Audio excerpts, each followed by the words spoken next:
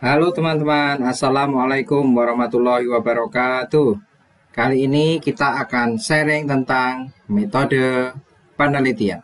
Nah, metode penelitian, apa itu metode penelitian teman-teman? Nah, metode penelitian ini adalah suatu bab atau suatu bagian yang menerangkan tentang deskripsi atau uraian dari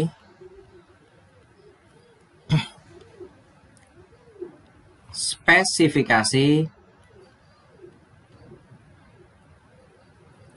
penelitian. Nah, spesifikasi penelitian. Jadi metode itu adalah spesifikasinya, dia itu akan menyebutkan secara detail di situ penelitian ini adalah penelitian seperti apa. Penelitian ini adalah penelitian yang melibatkan apa saja. Penelitian ini adalah penelitian yang menggunakan alat-alat apa saja. Dan penelitian ini adalah penelitian yang mengarah pada suatu pendekatan apa. Nah, seperti itu, hal-hal seperti itu. Profil dari penelitian itu nanti akan disajikan dalam metode penelitian. Oke, nah metode penelitian yang baik adalah satu, dia itu representatif.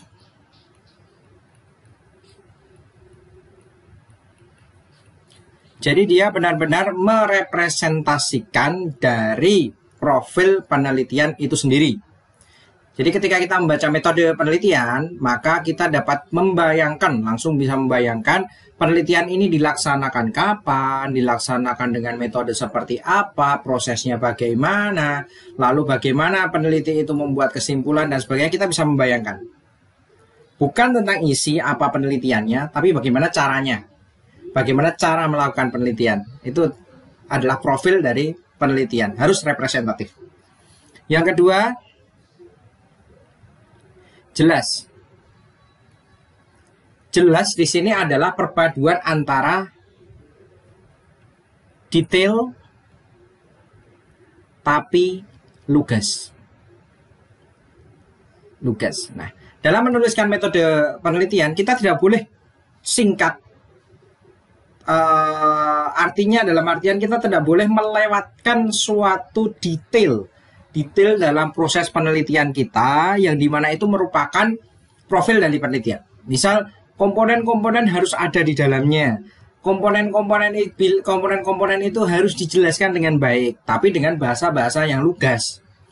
Bukan bahasa-bahasa yang deskriptif, tapi bahasa-bahasa yang lugas. Berarti dengan penjelasan itu maka peneliti akan pembaca dari proses pembaca dari artikel penelitian itu akan dapat memahami dengan baik. Nah, selanjutnya ketiga, nah, setelah representatif jelas, nah, metode penelitian ini harus tepat.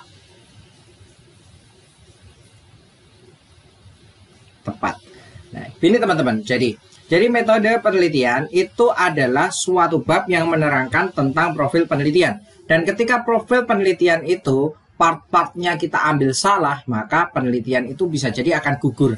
Seperti contohnya seperti ini teman-teman. Ketika kita membuat suatu penelitian, kita membuat penelitian yang sangat, misal kita membuat penelitian dan penelitian kita itu berhubungan tentang suatu hal.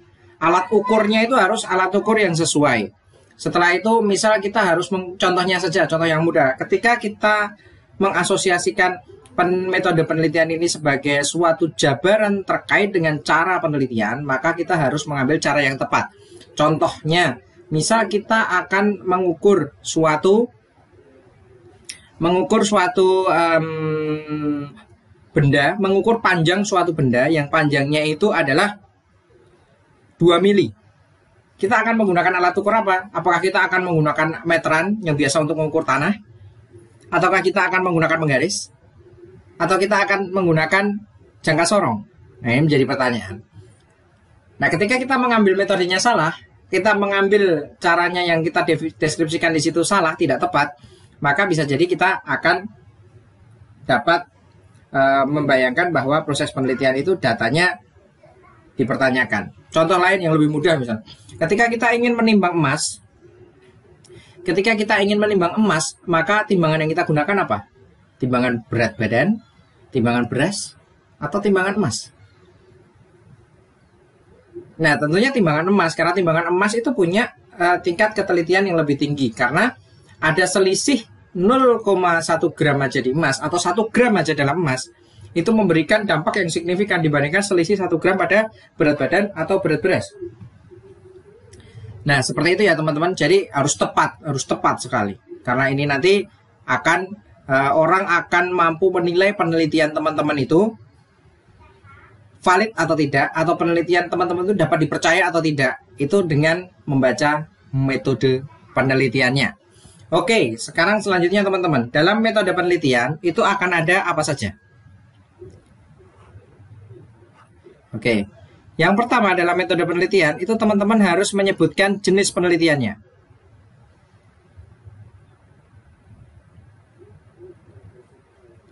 Jenis penelitian. Jadi peneliti melakukan penelitian apa? Misal melakukan penelitian, jenis penelitian itu banyak. Misal teman-teman menurut metodenya, misal teman-teman melakukan penelitian tindakan kelas, atau teman-teman melakukan penelitian pengembangan, atau teman-teman melakukan survei, atau teman-teman melakukan penelitian etnografi, atau teman-teman melakukan penelitian studi kasus dan sebagainya. Nah, itu harus jelas diterangkan di sini. Harus jelas ya teman-teman. Harus jelas. Karena apa? Karena ketika kita salah mendefinisikan jenis penelitian, maka bisa jadi kita dipandang tidak memiliki pondasi yang cukup ketika melakukan penelitian, karena jenis penelitiannya saja kita salah gitu. Makanya ini harus benar-benar dijabarkan dengan sangat baik. Yang kedua, teman-teman harus menjabarkan di sini setelah jenis penelitian, maka di sini partisipan. Partisipan, atau kalau dalam bahasa kuantitatifnya populasi sampel.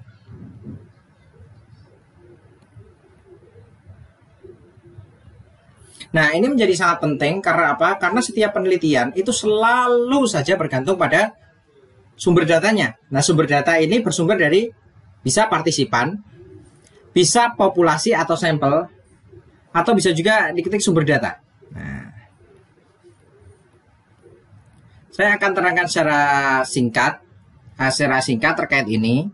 Nanti teman-teman bisa eksplorasi sendiri. Kalau partisipan itu misal informan, atau dia adalah orang yang berpartisipasi dalam penelitian dan memberikan suatu informasi-informasi agar peneliti mendapatkan berbagai informasi yang dapat dilakukan analisis sehingga menghasilkan suatu data penelitian sesuai dengan tujuan penelitian tersebut.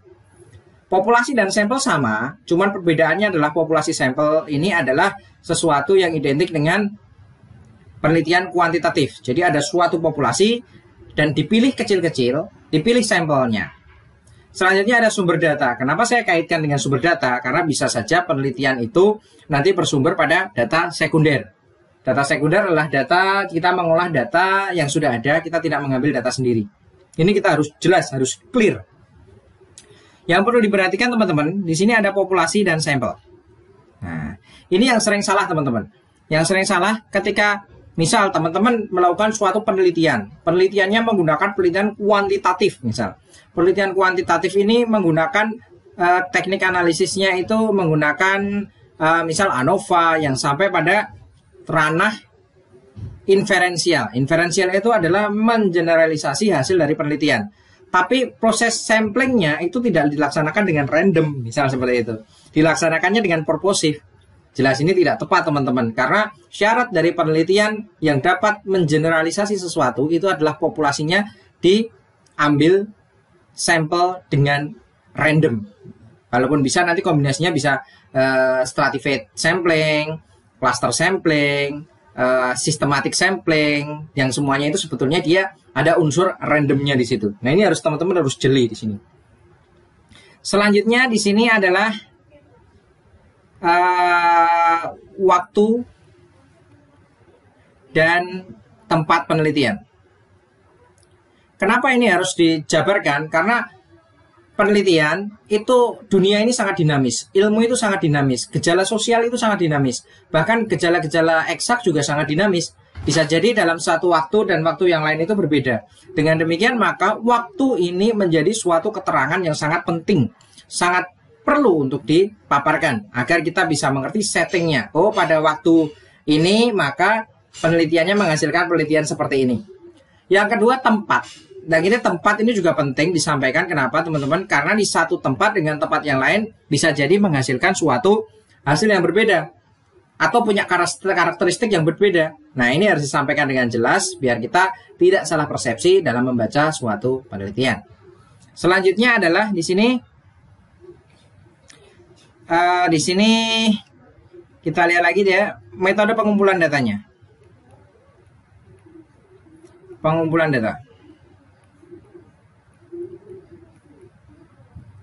Nah, metode pengumpulan data ini menjadi penting disampaikan karena kita harus tahu sumber-sumber data itu berasal dari mana dan dikumpulkan dengan cara seperti apa. Nah, ini harus match teman-teman. Jadi menjadi menarik ketika kita membuat suatu penelitian, kita mencoba untuk melakukan penelitian kuantitatif ya, tapi kita melakukan pengumpulan data dengan wawancara. Nah, bagaimana kita bisa menganalisis data wawancara dengan kuantitatif? Bisa sih, memang ketika kita mengkuantifikasikan, tapi tentunya itu tidak relevan dan sangat sulit. Nah, jadi ini akan bisa menjadi hal yang terkait. Jadi nanti kalau kita penelitiannya, jenis penelitiannya ini, partisipannya ini, waktu dan tempatnya seperti ini, metode pengumpulan datanya apa yang relevan. Nah, seperti itu teman-teman. Nah, metode pengumpulan data itu berkaitan dengan instrumen pengumpulan datanya. Jadi ketika teman-teman menggunakan metode pengumpulan data tertentu, misal menggunakan wawancara, instrumennya adalah pedoman wawancara. Ketika teman-teman ingin menggunakan angket, instrumennya angket. Ketika teman-teman menggunakan tes, maka instrumennya tes. Dan di sini menjadi penting karena instrumen dari metode pengumpulan data itu juga harus menunjukkan bahwa instrumen tersebut atau alat pengumpulan data tersebut itu valid dan reliable. Artinya apa? Valid dan reliable itu adalah menghasilkan data yang dihasilkan dari proses pengumpulan data menggunakan instrumen tersebut itu nantinya akan diasumsikan valid atau sesuai dengan hipotesis atau sesuai dengan rencana. Seperti itu teman-teman. Atau sesuai dengan teorinya. Nah, gitu. Dapat merepresentasikan sampelnya. Dapat merepresentasikan partisipannya. Dan dapat tentunya bertujuan untuk menjawab masalah penelitiannya. Nah, seperti itu. Jadi ini sangat penting nanti dijabarkan sedetail mungkin. Yang selanjutnya yang terakhir 5 adalah analisis data. Analisis data ini adalah part terakhir yang ini menjadi gong, yang ini menjadi semacam penutup dari suatu metode yang nantinya akan menjabarkan bagaimana data yang sudah terkumpul melalui metode pengumpulan data itu akan diapakan. Jadi kita melakukan penelitian, kita dapat data banyak, data A, B, C, D, E, F, G, H, I, J, K, L, M. Setelah itu data ini mau diapakan? Nah, ini menjadi menarik karena setiap data itu bisa dianalisis dengan metode analisis yang berbeda-beda teman-teman. Jadi misal seperti ini, penelitian kualitatif analisisnya bisa beda. Analisis kualitatif kita bisa menggunakan model analisis misal yang dikembangkan oleh Miles Haberman atau Bogdan and Bicklin atau Creswell. Nah, itu mereka menggunakan model-model analisis yang diharapkan dapat menghasilkan suatu analisis data yang baik. Selanjutnya ketika kita menggunakan analisis data kuantitatif, di situ kita misal menggunakan analisis data kuantitatif karena data kita berbentuk kuantitatif. Nah, di situ akan menghasilkan suatu model-model analisis yang berbeda. Misal kita ingin melakukan analisis hubungan, kita menggunakan analisis korelasi. Misal kita ingin melihat perbedaan, kita bisa menggunakan ANOVA. Misal kita ingin analisis bahkan menganalisis pengelompokan suatu faktor-faktor, kita bisa menggunakan analisis faktor. Misal kita ingin menggunakan pengelompokan berdasarkan klaster, kita bisa menggunakan analisis cluster. Misal kita ingin membedakan dua populasi atau dua sampel apakah benar-benar memiliki perbedaan signifikan, kita bisa menggunakan analisis diskriminan. Nah, jadi seperti itu harus dijabarkan agar apa? Agar pembaca itu tahu bahwa penelitian ini dianalisis dengan ini sehingga menghasilkan data seperti ini. Nah, itu menjadi penting teman-teman, sehingga simpulan dari proses penelitian kita itu dapat dipahami dengan baik. Nah, ini adalah metode, sekilas tentang metode.